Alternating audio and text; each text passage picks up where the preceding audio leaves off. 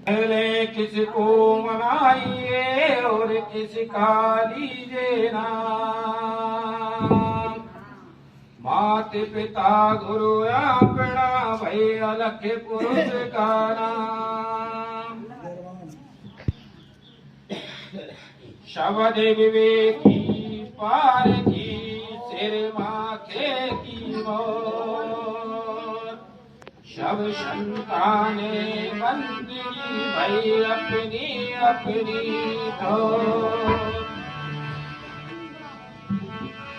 सतगुरु मिला जुझानिए ज्ञान उजाला हो। भरम का भांडा फोड़ करे रहे अकेला सो।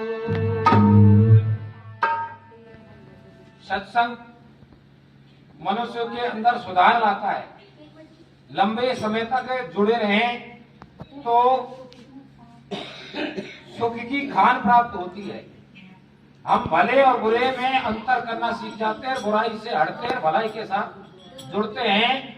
अब सत्संग ये कहता है, आज के हिसाब से बता रहा हूं मैं, कि हमको ज्ञान को इतिहास से, विज्ञान से और आंखों देखिए और अंतःकरण का अनुभव, आत्मा का अनुभव, 4 प्रकार से ज्ञान को परखने के बाद ही स्वीकार करना चाहिए।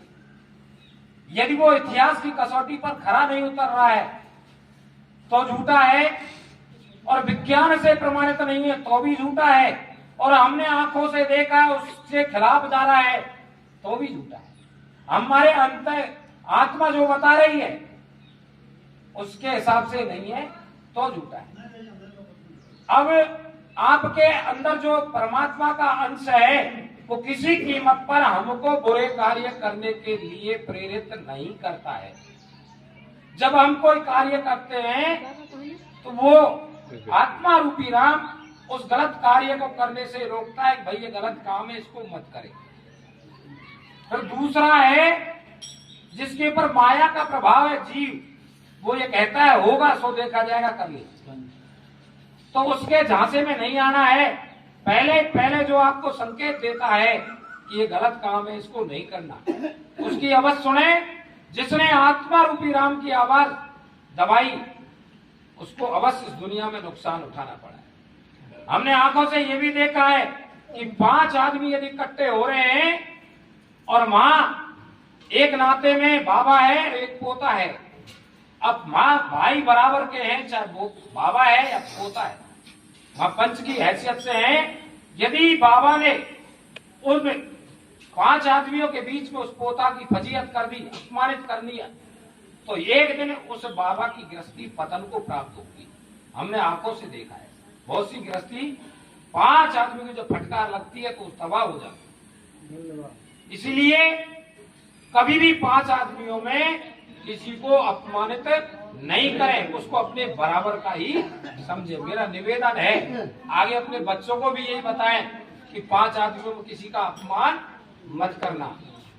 आप जूते वाले हो, पैसे वाले हो, इस वजह से आप किसी का अपमान करेंगे तो आपकी गृहस्थी तबाह होगी। जिन लोगों ने ऐसा रास्ता अपनाया है वो खाती पीती गृहस्थी बर्बाद हुई है, और ऐसे लोग जो स्वयं अपमानित हुए हैं लेकिन उनने बदले की भावना नहीं रखी, अपना काम रुचि के साथ किया है और दूसरे के काम में किसी प्रकार की रुकावट नहीं डाली, वो आज अपना सर्वांगीण विकास कर चुके। उनके कुंज झुक रही है जहां छप्पर थे, और बहुत सारे संसाधन उनके पास है, उनके पास नौकर भी है, पैसा भी है, लेकिन जो खाते पीते जब उनकी बुराई घुसी घर में तो उनका पतन हुआ। क्षमा करना, जो देखा है वो बताया। इसलिए किसी को अपमानित मत करना, जीवन में खुद का काम रुचि के साथ करना, दूसरे के काम में रुकावट नहीं डालना। कोई भाई मदद मांगे, हमारी बस की है तो मदद करो, झूठा आश्वासन दे के धोखे में मत रखो, क्योंकि ये भी एक पतन का कारण बनता है। इसलिए किसी को झूठा आश्वासन मत देना। किसी ने आश्वासन दे दिया मैं फला काम कर दूंगा और एंड टाइम पे हाथ खड़ा कर दे, जब उसकी आत्मा आशीष देगी तो चौपट कर देगी, इसलिए किसी को ठेस नहीं पहुंचाए। इसी प्रकार जो अपने घर को आगे बढ़ाना चाहता है, स्वयं का काम रुचि के साथ करे और दूसरे के काम में रुकावट नहीं डाले, भले मनुष्यों के साथ संगति करे, अच्छी मेहनत करे, सादगीपूर्ण पहनावा पहने, सादगीपूर्ण खान पान रखे, गंदा खान पान से भी बचे, गंदे विचारों से भी बचे, गंदे कार्यों से भी बचे। क्योंकि छांदोग्य उपनिषद में लिखा हुआ है, आहार शुद्धे सत्व शुद्धे सत्व शुद्धे ध्रुवा स्मृति स्मृति लंबे सर्व ग्रंथिनाम विप्रमोक्ष है। जब मनुष्य का भोजन शुद्ध है तो उसका अंतःकरण शुद्ध है, अंतःकरण शुद्ध है तो उसकी बुद्धि भी शुद्ध है, बुद्धि शुद्ध है तो सहजता से परमात्मा की भक्ति का रास्ता भी उसको प्राप्त हो जाता है। साहिब कबीर ने भी कहा है, जैसा भोज लीजिए तैसा ही मन होए और जैसा पानी पीजिए तैसी वाणी होए। तो खान पीन पर भी नियंत्रण रखें और जीवन में 5 शब्द बहुत काम के हैं, अच्छा खाना, अच्छा पहनना, अच्छी मेहनत करना, अच्छे लोगों की संगत करना, सदा परमात्मा को याद करना और जीवन में आपको कभी कोई परेशानी नहीं आएगी। जो लोग गंडे ताबीज करवाते हैं उन्हीं को आती है, जिन 5 चीजों का पालन नहीं करते हैं। 5 चीजों का पालन करो, अच्छा खाओ, अच्छा पहनो, अच्छी मेहनत करो, अच्छे लोगों की संगत करो, परमात्मा को याद रखो। जिस घर में राम नाम घुस जाएगा मां कोई नकारात्मक शक्ति, गंदी आत्मा टिक नहीं सकती, उसकी औकात नहीं है वो यहाँ टिक जाए। इसलिए हमेशा परमात्मा से जुड़े रहें और उस परमात्मा को हर शरीर में देखें, खुद के अंदर भी एहसास करें तो दूसरे के अंदर भी एहसास करें।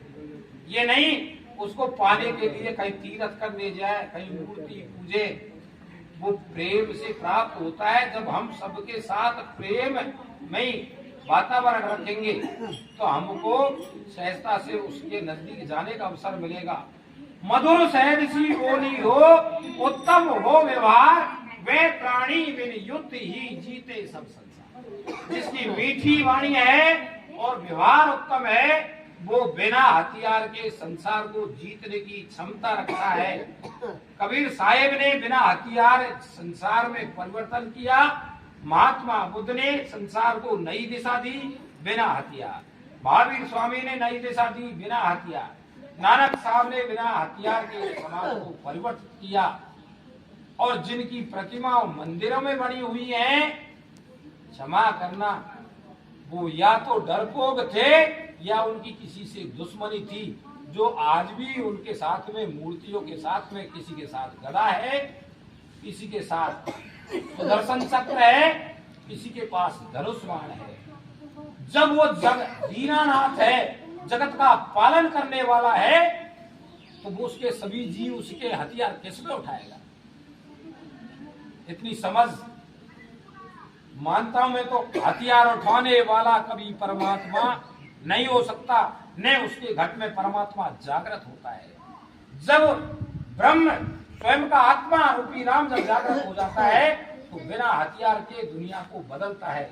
नारद मुनि ने वाल्मीकि के हथियार गिरवाए और अंगुली माल जो डकैत था, जिसके गड़े में मनुष्य के हाथों की जो अंगड़ियां उनके टकोरों की माला थी, महात्मा बुद्ध का भी नंबर आ गया एक दिन कि भाई बाबा तेरे को मारूंगा, क्यों मारता है, कि मेरे काम यही है, मैं मनुष्यों को मारता हूँ। बोलिए गड़े में क्या है, ये मनुष्यों के हाथों की अंगुलियों की माला है।